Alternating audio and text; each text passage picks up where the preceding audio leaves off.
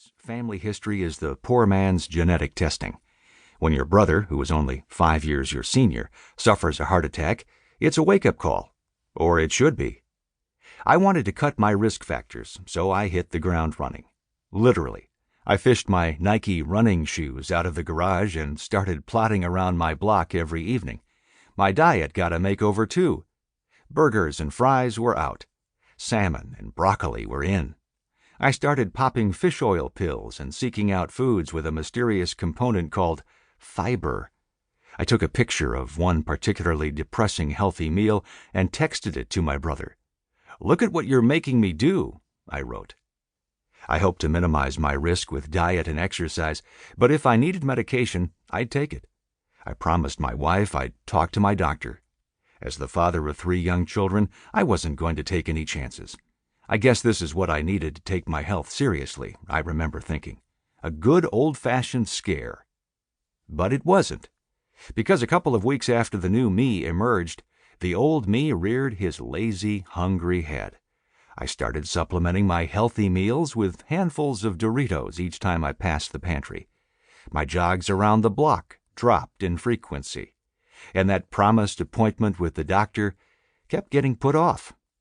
One night, as I sat watching TV, eating a bowl of cookie dough ice cream, I stopped for a moment and thought, "What in the world am I doing?" and then finished the bowl. None of these lapses surprise my wife anymore. She shakes her head every time I announce my plans to go on another diet. And I've tried them all. One where I counted calories on my smartphone. Another where I restricted eating to only between 2 and 6 p.m. Another where I limited my intake to only vegetables and lean meats. Few lasted for more than a week, but I'm always eager to tackle the latest fad diet that comes along. It's becoming something of a joke with friends and family. I'll start scheming about my next strict eating regimen, even as I fork unhealthy food into my mouth.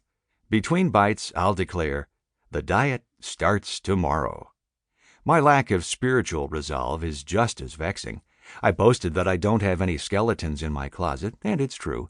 I don't engage in illegal or scandalous activities, but I say that with the full realization that many sins I do struggle with, like pride, indifference, averting my eyes from homeless people begging for money, are just as sinister as the ones that make the evening news.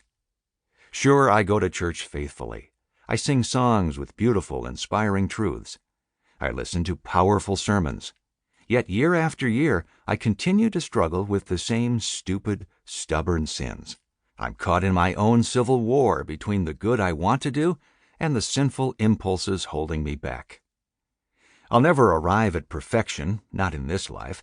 I don't expect to. But shouldn't Christians expect to make some progress? Shouldn't they gradually overcome bad habits and besetting sins? Shouldn't they become more humble and selfless? Shouldn't they look a little more like Jesus with every passing year? Shouldn't I? The reality hit me with extra force the other day when my brother, yes, the heart attack one, posed a difficult question. Are you more spiritual today than you were 20 years ago?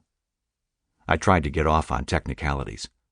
Well, I was a teenager then, plus I've gone to seminary, and I'm not talking about how much you know, he interrupted.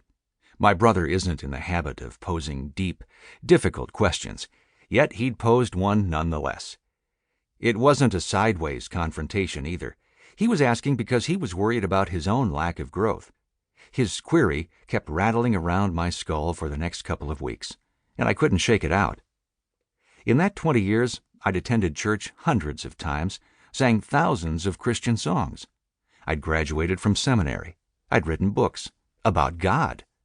But was I more spiritually mature? Less enslaved to sin? Was I more passionate about following Jesus? As I look back at my patterns of behavior and the state of my soul, I don't know if I can say that I am. In many ways, I'm stuck, or even moving in reverse.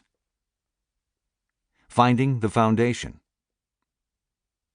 Around the time I was grappling with my spiritual stuckness, I stumbled upon an intriguing description of a group of ancient Jewish monks. They were called the Therapeutae because, like doctors, they cure and heal the souls of those who come to them.